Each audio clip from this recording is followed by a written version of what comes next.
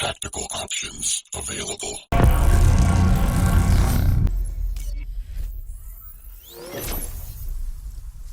Witajcie, kryzysowe świry. Każda część serii gier Crysis charakteryzowała się specyficznym zakończeniem. Pomimo różnic i skoków czasowych, w jakich rozgrywają się poszczególne części trylogii, to fabuła wydaje się w miarę przejrzysta i prosta. Jednak, nawet dla fanów serii, są sprawy, które nie wydają się mieć logiki lub gra sama nie przedstawia tego tak poprawnie. W tym przypadku omówię zakończenie Crysis 2 i dlaczego tak, a nie inaczej się zakończyło. Cześć, jestem Sullivan i zapraszam do oglądania.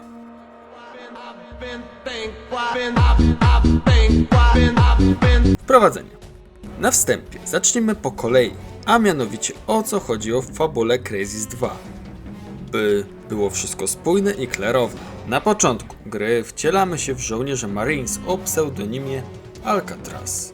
Żołnierz ten jest niemową, co jest przyczyną braku jego interakcji słownej przez całą grę. Przyczyną tego stanu rzeczy są rozległe obrażenia płuc i strun głosowych, jakie on odniósł na początku Crysis 2. Alcatraz i reszta Marines zostają zaatakowani w swojej łodzi podwodnej. Udaje się części wypłynąć, w tym naszej postaci. Nagle nadlatuje statek Cepidów i rozstrzeliwuje Marines w wodzie niczym kaczki. Alcatraz poważnie obrywa, gdy nagle pojawia się prorok z założonym nanokombinezonem 2.0 wykradzionym z Hargrave Rush.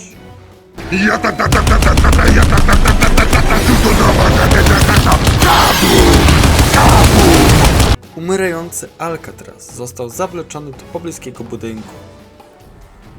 Prorok był jednak zarażony wirusem manhattańskim, więc także był umierający. Tylko w jego przypadku mógł zostać zasymilowany przez zbiorową świadomość Cepidów, gdyż sam przyznał przed śmiercią w nagraniu, że słyszał głosy, że połączenie musi zostać zerwane, tak on uznał. Prorok w warunkach polowych zdjął z siebie nanoskafander 2.0 i wsadził w niego zwłoki Alcatraza, ratując mu tym samym życie, gdyż nanoskafander miał właściwości regeneracyjne podtrzymujące życie. Prorok sam strzelił sobie kulkę w łeb.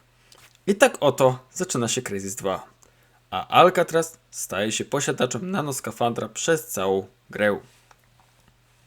Dlatego więc nie dziwię się, że na sam koniec gry ludzie dostawali, mówiąc w skrócie, mindfucka, że na zapytanie od Karla Ernesta Rusha nasza postać, zamiast odpowiedzieć Alcatraz, odpowiedziała głosem proroka. Teraz pozwól, że się przedstawię. Karl Ernst Rush, do twych usług. A ty? Mówią na mnie prorok. To jest przyczyna tego filmu. Dlaczego to nagle Alcatraz stał się prorokiem, gdy ten się zabił na początku gry? Dlaczego w Crysis 3 jest prorok i nie ma choćby wzmianki w ostatniej części trylogii?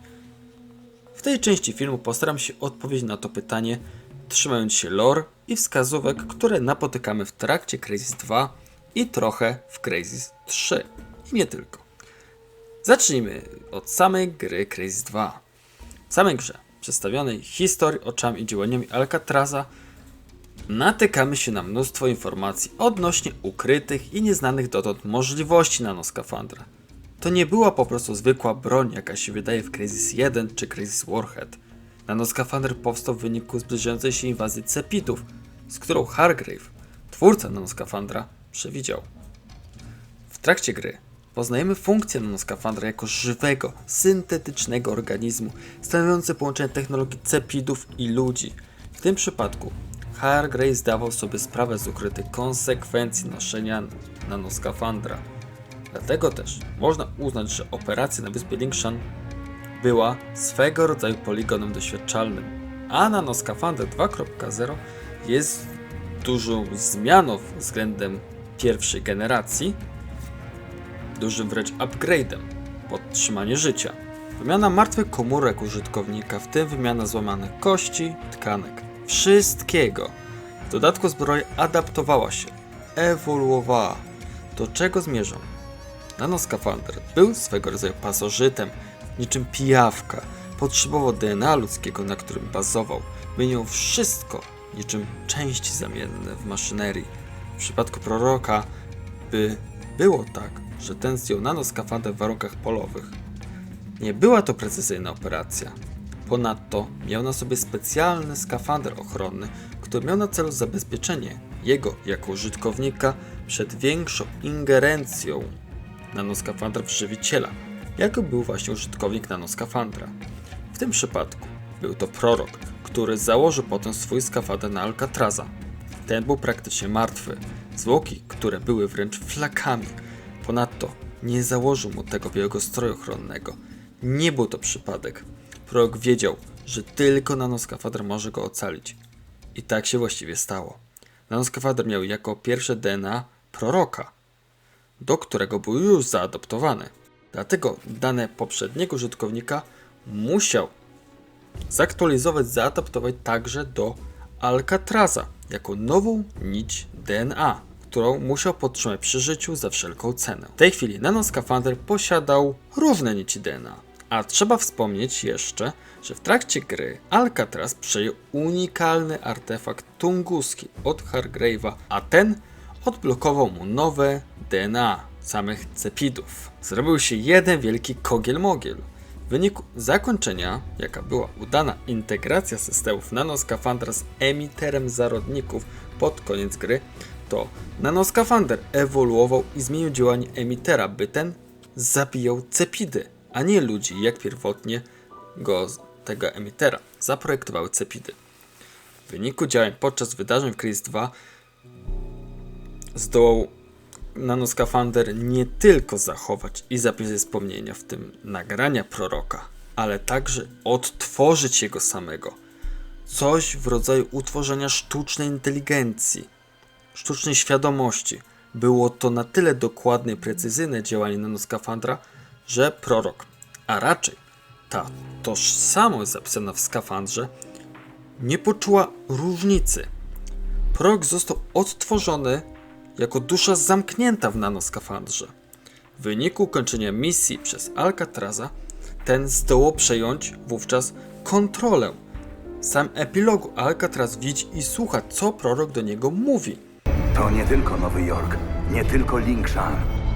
Widzisz, cepidy były tu praktycznie od zawsze. Wszędzie budowały bazy. Wszędzie.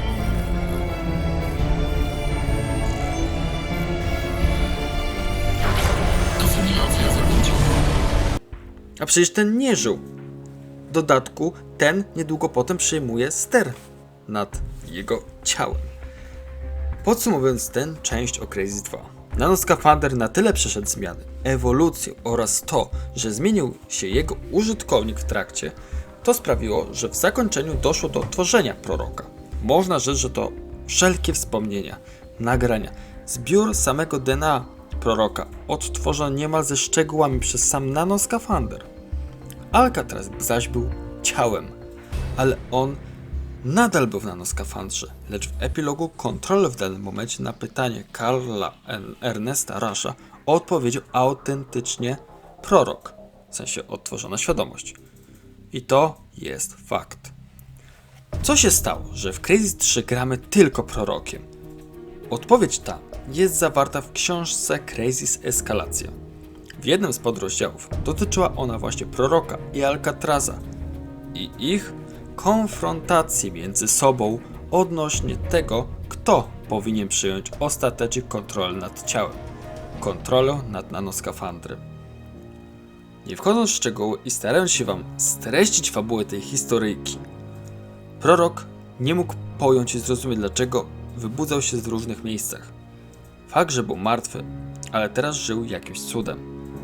Raz ocknął się w Kalifornii, by przed chwilą był w Nowym Jorku, a potem znalazł się w innym mieście, gdzie skonfrontował się z ojcem, który maltretował dziewczynkę, która okazała się być siostrą Alcatraza, jak zdołał wyczuć prorok. Później znalazł się nagle w zakładzie psychiatrycznym, gdzie Alcatraz udał się zobaczyć matkę. W tym momencie prorok przejął kontrolę. Stał w trybie maskowania, obserwował wytrawioną przez bardzo wczesnego Alzheimera kobietę, która bredziła o Bogu i przebaczeniu oraz także o tym, że jest otoczona przez demony. Prorok nie dał znaku życia, a kobieta mimo to wyczuła jego obecność. W pierwszej chwili było normalnie, bo kobieta miała wrażenie, że ma do czynienia właśnie z synem, Alcatrazem. Kobieta zmieniła gwałtownie nastawienie i ton, gdy zorientowała się, że nie ma do czynienia z synem. Twierdziła, że nad ciałem jej syna zapanowały demony. Bardzo ciekawe porównanie swoją drogą. Kierując się do finiszu, czyli do bezpośredniej konfrontacji Alcatraza a prorokiem, doszło między nimi do konfliktu interesów. W sumie działo się to wewnątrz nanokombinezonu. Było to dla zbroi swoisty error systemowy, gdyż nawet egzoszkielet nie potrafił wyjaśnić, co dokładnie się dzieje. Alcatraz uważał, że wojna się skończyła w momencie, gdy oni zmienili działanie emitera zarodników, że wybili Cepidów, że już ich nie ma. Motywacją Alcatraza było zapewnienie bezpieczeństwa swojej siostrze i chronienie jej przed bijącym ją ojczymem. Na matkę nie można było już liczyć ze względu na jej chorobę niszczący jej umysł. Ponadto Alcatraz uważał, że to jego ciało jest na nanoskafandrze i to on dostał szansę od proroka. Argumentem zaś proroka było to, że choć wygrali bitwę, to niestety nie wojnę. Argumentem proroka było to, że wygrali bitwę, a nie wojnę. Cepidy tylko zapadły się pod ziemię i wie, jak ich wykończyć raz na zawsze. Uważał, że Alcatraz zbyt idealistycznie podchodzi w kwestii ochrony siostry oraz to, że Alcatraz nie ma tak naprawdę żadnej motywacji, by zostać w tym świecie. Konfrontacja słowna kończy się wygraną proroka. Zrezygnowany Alcatraz prosi jedynie, by ten od czasu do czasu odwiedzał kontrolnie jego siostrzyczkę. On sam, godząc się na odejście, mówi: nazywali mnie Alcatraz, zapamiętajcie mnie. W ten sposób prorok uzyskał pełną świadomość i kontrolę nad nanokombinezonem. Można by rzec, że w wyniku działań nanoskafandra dwie osobowości zamieszkujące nanoskafander się starły. Te mogły powstać przez sam egzoszkielet, który wykreował z ich DNA oraz wspomnień i sztuczne świadomości, które choć sztuczne, były perfekcyjnie odwzorowane. To pokazuje, jak bardzo nanoskafander zmienia zasady gry, jakim rządzi życie. Oraz to, jak ma ogromne ukryte możliwości. W Crysis 3, zbierając datapady, można natknąć się na zapis dotyczący procesowy wskaźnik danych i innych zmiennych. Są chociażby dane zarówno proroka i Alcatraza. Ten drugi miał w niewyjaśniony sposób w większym stopniu zniknąć, gdyż nanoskafander nie znalazł żadnej logicznej opcji czy wytłumaczenia jego zniknięcia lub braku.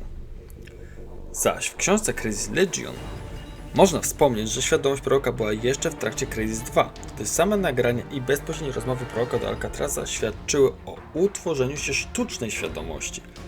Wspomnienia były żywe i sam Alcatraz odnosił takie wrażenie, jakby on z nim, prorokiem, rozmawiał. Wspomnienia były zbyt żywe. Podsumowanie filmu.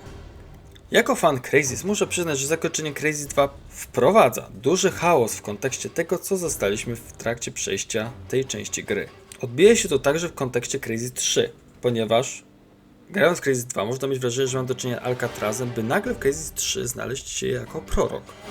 Można mieć niemały ból głowy z zdaniem gatunku, o co chodzi. Kiedy jednak połączymy gry Crysis 2 i Crysis 3, Crysis Eskalacja i Crysis Legion, to jesteśmy w stanie logicznie pojąć, jak doszło do tego, co zaobserwowaliśmy. Fakty są takie, że nanoskafander ewoluował, odtwarzając świadomość proroka na podstawie nagrań, będąc z nim połączonym jak żywicielem oraz mając jego kod DNA.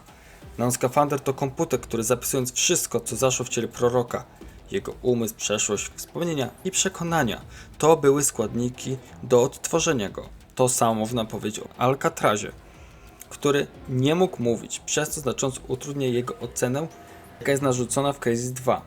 Nie da się zżyć z nim. Na szczęście zaopatrzymy się w Crysis Legion, w którym poznajemy wydarzenia z Crysis 2 z jego perspektywy i jego komentarzy w głowie. Jestem jeszcze w trakcie czytania tej książki, przez co nie mogę zdradzić więcej szczegółów, gdyż przyswojenie wiedzy i jej zaimplementowanie są ciężkie. Może w przyszłości powstanie rozwinięcie tego materiału.